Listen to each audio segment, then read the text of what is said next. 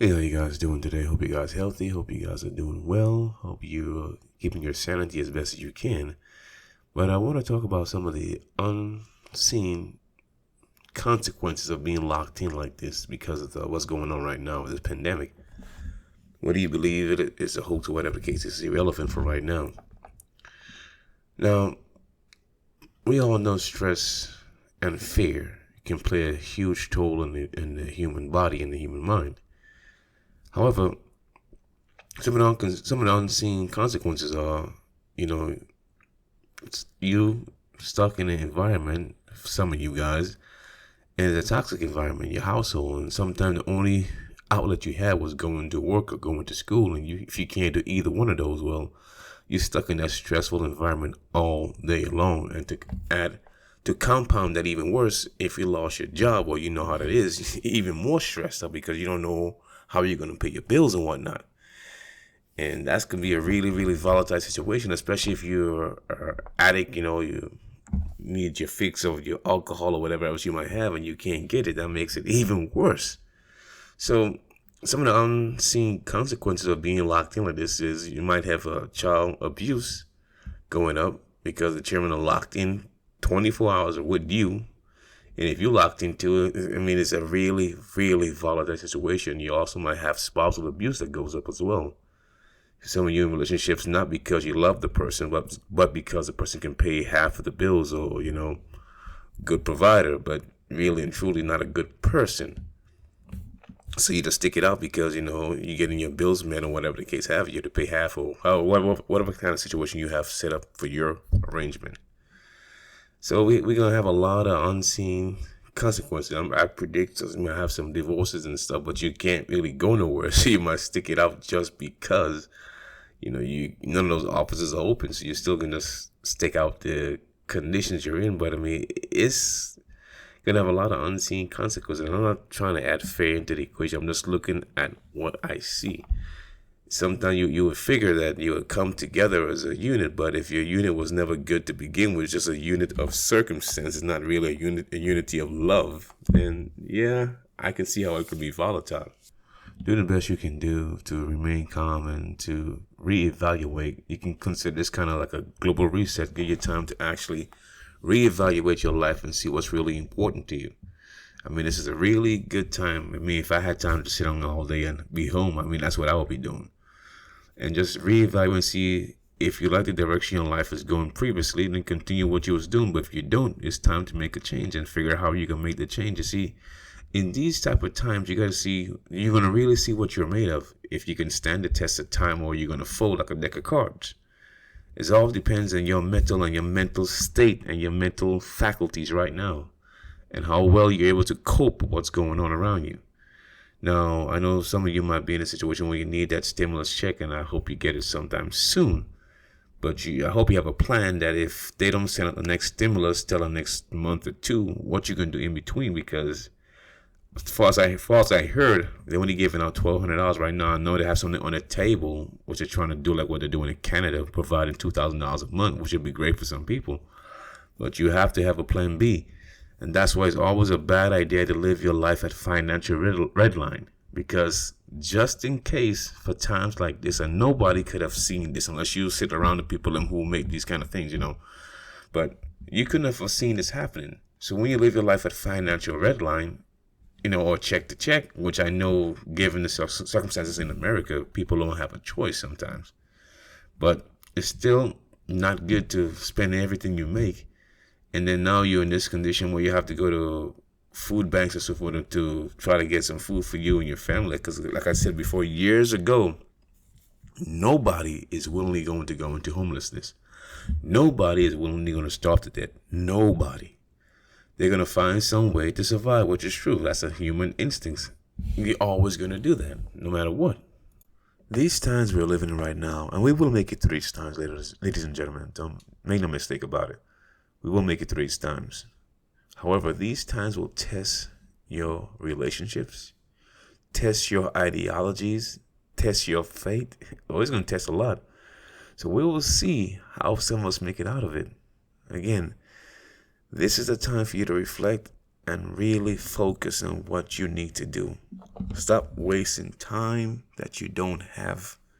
A lot of times you think, like I always say, a lot of us believe we're gonna be here to see old age, as this pandemic has shown us right now. That is not the case. Some people checking out of here at 40s, in the 50s, in the 60s. So it's not guaranteed that you can make it to 80, 90, 100. It's not guaranteed. Okay? So now what I've been saying all these years, focus, stop wasting time. You're wasting time on all these foolish ideologies. You can't change that. What you can change is how you perceive what's going on around you. Because believe it or not, fear definitely is what you don't want to do right now, because fear weakens the immune system. And the effects of chronic fear, being in constant fear all the times, it damages, or it plays effect on the hypothalamus. That's a little section of the brain, a small little section of the brain close to the pituitary glands. And this little gland is responsible for a lot of things: releasing hormones, regulating the body's temperature, maintaining daily psychological cycles, controlling your appetite, your sexual behavior, and regulating your actual emotional responses. That little part of the brain. And it also, if you continue in a state of being constantly feared, well, you actually stand a chance to have an immune system dysfunction, endocrine system dysfunction, automatic nerve system alterations. You have a difference. Well, your sleep and wake cycles becomes, altered. You have eating disorders. And this little, check this out now. I'm reading from this website here. The potential effects of chronic fear on the physical health includes headaches turning into migraines, muscle aches turning into fibromyalgia, body aches turning into chronic pain, and difficulty breathing turning into asthma. Just by staying in a chronic state of fear. Fear, you're damaging the body. And I understand that right now the news media, in my humble opinion, is being very irresponsible. Because every time they come on there and tell you so-and-so died from COVID-19, that's not 100% true. Because a lot of times these people have underlying health issues and they don't know exactly what they died from, because they're not performing any autopsies. I'm not hearing anybody say they're performing any autopsies. They don't know. So they're being irresponsible because they're putting the population in a state of fear. Now, that might be their intention. I don't know, but I think it's irresponsible of them to keep doing that all the time, because right now a lot of people are very fearful. And again, in my humble opinion, since they don't know 100% for sure that, hey, this is what actually caused a person to expire, they shouldn't put it out there, Zach. Because what I find to be, and I'm not trying to go off on no type of conspiracy at all, I'm not trying to do that, but what I find to be really funny to me, and not funny and haha funny, but according to their own website, the CDC, America has over 640,000 people each year that dies from heart disease. Almost 600,000 people each year. So that's 599,000 people that die each year from cancer. Just those two illnesses alone kills 1.2 million Americans each year. But when you look at influenza and pneumonia, which in my humble opinion, again, this virus seems to be an aggressive form of pneumonia, because it has pneumonia-like symptoms, which is kind of strange. And it says pneumonia-like. It's like you go to the doctor and the doctor tells you, well, you have diabetic-like symptoms, or you have cancer-like symptoms. You don't want to hear like. You want to say, look, do I have it or don't I have it? You don't want to hear them say, well, you have this. You just say, no, man, I'm going to find somebody else who give me more concrete information. But what I find utterly funny is, again, not in a state of being comical or humorous. Influenza is number 7 on their top 10 cause of death in America. Suicide is number 10, interesting enough. But I'm supposed to believe now that everybody who has actually transcended life since this epidemic breakout all died from this epidemic. So they no longer die from anything else, just this epidemic, just this virus. Am I supposed to believe that? Again, I'm just stating the obvious, where they need to do their own research. Again, heart disease kills over 640,000 Americans each year. Cancer, over 599,000. Accidents claim another 169,000.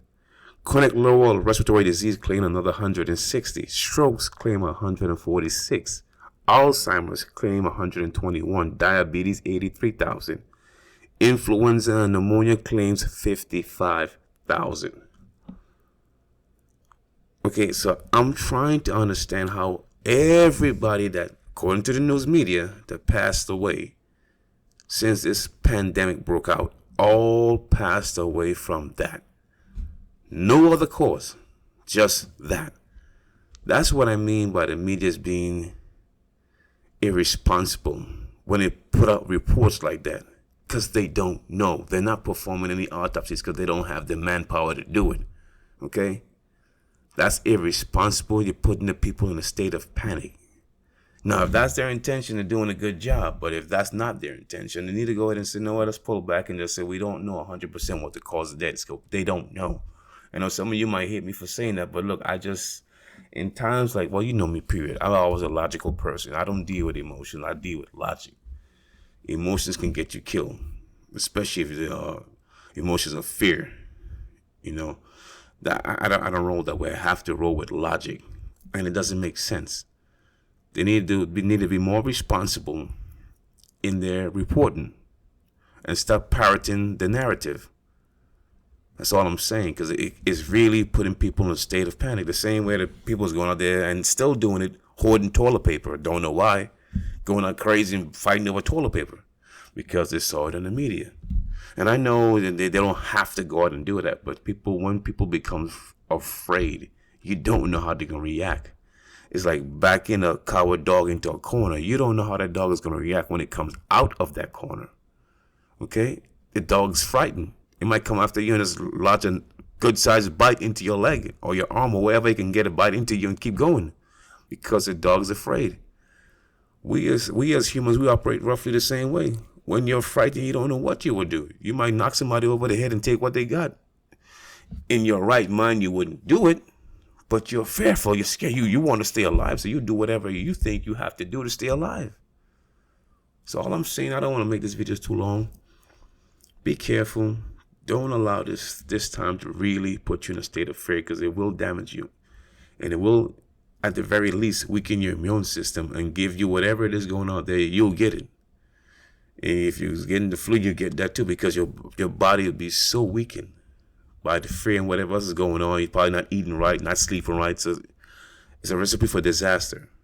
Focus. Try your best to remain calm. Breathe. Step back from some of this media reporting. I mean, if the news is getting to you, turn it off. You don't have to watch it every day. You don't have to watch it every day like you're keeping score.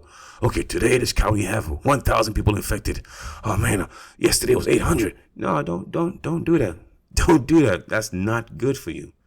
Just take the proper precautions. Put your gloves on. Put your mask on if you want to do that. Take the proper precautions. Stay inside if you have to. Do what you got to do, but don't be in a state of fear. That's not going to add to the situation. Trust and believe what I'm telling you. Especially if you're in a bad household to begin with. That's not a good place to be. Remain calm as best as you can. Again, if the media is being a cause of your fear, turn it off. That includes the internet. Turn it off. Again, in my humble opinion, this is a global reset. Time for you to really evaluate what's important to you and in which direction you want to continue on in your life. This is a good time, because a lot of times we don't have time to think. We are so busy trying to make a living. So you don't have time to focus. I mean, fortunately for me, I still have to go out there and work, which I'm happy for that. Both myself and my wife, we do have to go out there and work, which I am fortunate for that. So I got to see different people, and believe me, one of my jobs that I have 3. So I'll tell you one of them. One of them I delivered for Amazon, driving the little blue vans, a little part-time gig. I said, well, why not? I got it right before the pandemic really started being to the point it was at. I got it right in February. I said, man, I can do that. easy money, and it is easy money. But going out there and doing a job, let me tell you, the way people operate, man, I kid you not, I've seen it so many times. They can all be outside. And as soon as I pull up, everybody will go inside the house and lock the door. I said, man, they make it look like I had the plague. But I understand. Nobody wants the package in the hand. Just put it right on the floor. Put it on the floor. I'm gonna spray down Clorox water. I'm gonna spray with Lysol. No joke. No joke. They wouldn't even let me go into old folks' home. They said, put the packages outside. Put it on the table right there. We'll take care of it. Previously to this, you have to go to every resident's house in an old folks' home. You have to go to every door and drop the package off. Previously. But I understand the precautions. I understand. Believe me, I'm seeing it every day. And every day is a new precaution coming down the pike. I mean, it's just what it is. So that's just one of my gigs that I do to make a little extra money. So believe me when I tell you, people are in a fearful state of being. Really, really fearful. I mean, some people won't even open the door. Like I say, you knock on the door, leave the pack, man, they won't even open the door. I'm like, wow, they'll wait till you drive off. So I understand. The media has done a great job of informing people, yes, but they're actually keeping people in a state of fear and panic.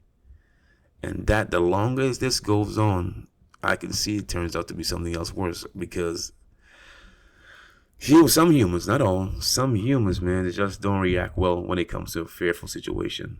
Because when you're really, really in a state of chronic fear, your logic goes right out the window. So I could see a problem coming to be. But also on a side note, before I end this video, have you noticed that since this pandemic has actually broke out, other crimes and so forth have seemed to diminish, have all seemed to disappear, to tell you the truth. And also, the terrorists seem to be adhering to the social distancing, because they don't seem to be committing any type of terrorist acts. To me, I figured this would be the best time, but this no. Just we have to adhere to the social condition. We have to adhere to the social distancing. Muhammad, you have to stay 6 feet away from Rasul. Rasul, you have to stay 10 feet or 6 feet away from Akbar. Can you imagine? This is just interesting. That's all I'm saying. It's interesting how this is playing out. And me, the kind of person I am, I'm just sitting back and thinking about this, looking at it, interesting. No crimes reported, no drunk drivers, I guess because everybody got to be off the road. So no home invasions because everybody's home. No robberies, no beefs. So let me ask you a question then. If we could be so civilized towards each other in a time of crisis like this, why can't we do it all the time? What's causing us to be such an edge then when we're not in crisis? Those are questions you need to ask yourself. And ask yourself, why are there no other crimes going on? What happened to the terrorists? I'm just one. It's not like I want to see the terrorists. I'm just saying, before this whole pandemic broke out, it means like every week I could hear something about some terrorist somewhere in the world. Now, nothing. Interesting. Very, very interesting how this is playing out. Again, hey man, try your best. I know it's easier said than done, but try your best to remain calm. Breathe.